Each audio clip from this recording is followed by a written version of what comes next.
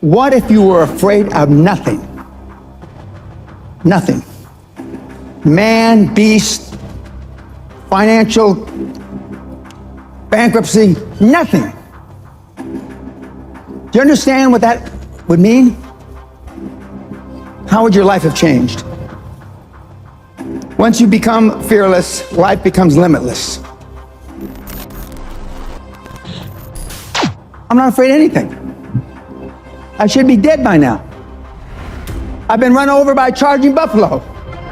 Got up, chased it down, killed it. Killed a Kodiak bear with a knife. You can't kill me. I believe that with all my heart. You can't kill me. And of course, the people that I've talked about, Andrew Carnegie, Henry Ford, Rockefeller, Steve Jobs, they're all tough. Snowflakes melt under pressure. In 1986, the average man's handshake pressure was 118 pounds. 2016, 96 pounds. Testosterone levels in sperm counts tested 50 years ago, and today they're producing 60 to 70% the amount of testosterone levels in sperm counts as they did. We're dying out. They're deathly afraid of everything. Everybody's scared to death of what might happen, and so they want to come across as your friend. It's like my snowflake test. You know, the first question, paraphrasing it, what would you do if somebody spit in your wife's face? And the answers range from, well, I try to ascertain what kind of day he was having. And if he had a bad day, I try to be understanding. I'd be in prison for murder. I would beat the guy to death. Is that what we need today? Everybody? No, I'm not saying that's me though. Okay. But I am advocating that the guys act like they had a pair. There's never an easy time to make a hard decision. Never. But what you have to be able to do is pull the trigger, take action. And reading books and listening to podcasts is not taking action. It's just another form of procrastination. The main differentiation between the high-performance people is they believe in the extraordinary. Remember yesterday I said you're never going to exceed your highest and wildest expectation. For those of you that want to be a millionaire, you're never going to make 10 million. For those of you that want to be 10 million, you're never going to make 100 million. For those of you that want to make 100 million, you're never going to be a billionaire. Because psychologically, see, your subconscious doesn't know you're full of Your subconscious starts to slow down. When you get, let's use the 100 million number, at 75, 79, 82, 89, 91, and then you're asleep at 96 million. And you may stumble over the goal at 100 million by accident. I have 3 regrets in life. 1, I'm a combat-trained Army officer who never saw combat. 2, the night before my mother died, I told her, God damn it, you're not gonna die, quit f***ing around. She's dead in the morning. And the 3rd, I didn't set my goals high enough.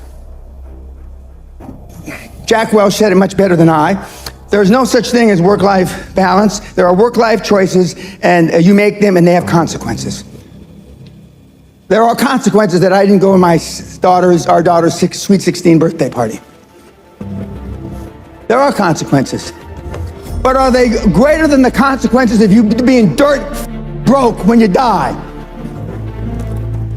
You ask yourself that. Would you rather make a choice between your daughter's 16th birthday or you being flat broke,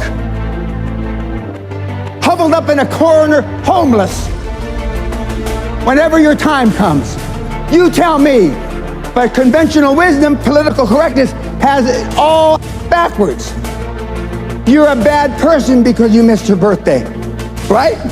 You're a bad person because you celebrated Christmas in January, right? Horse. And the pundits that give you this horse are poor themselves. Next, you've got to get by your friends. Show me your friends and I'll show you your future, right? You're hanging out the pub, belching and farting. Those people that you're going to the sports bars, those are your friends. Then there's just general pessimists. Then there's your own guilt. Do I deserve to be wealthy beyond measure? Then there's fear, false expectations appearing real. And then there's this plain society that wants to hold you down.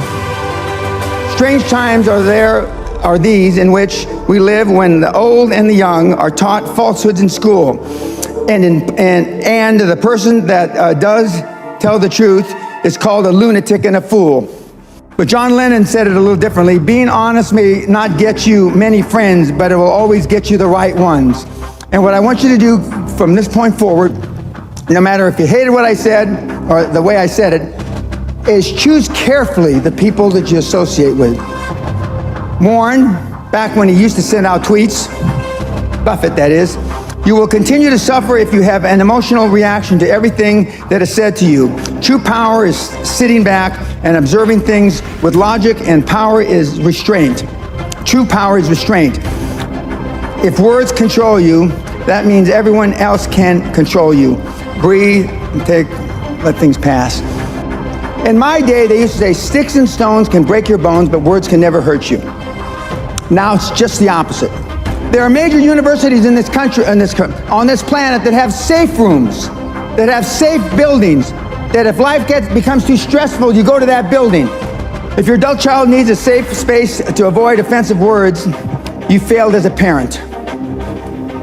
Most of us care what other people say, and most people care what other people think. And if you can just reduce that emotional baggage just a little, you have no idea how much freer you're going to be and how much more you're going to accomplish in your life. Most people just have poor habits. And, I've had these same habits for about 50 years now. When I do feel wimpish, I just say, what's wrong with you? Come on. And I just go out and do it. And I know that if I hadn't built up these habits 20, 30 years ago, at age 70, I certainly wouldn't be doing this. I mean, good habits are hard to come by. But what's even harder to come by are people that have good habits that you can be around. Machiavelli said, a ruler is judged by who he surrounds himself with. If I were to decide what kind of person you were by the people that you are closest to, what would I think of you? How would I judge you? So people don't spend enough time selecting that peer group, even Correct. if they have the good habits. You're saying that's not enough. Yeah, because they go to default. Okay. What are some of your other good habits, high performance? I never give tacit approval, but I go out of my way to make sure that if I hear bull, I tell them it's bull. Keeps you with the right people. It Correct. gets your message out loud and clear. Correct. All right, no tacit approval, good. Give me a couple more. Sam Walton's sundown rule.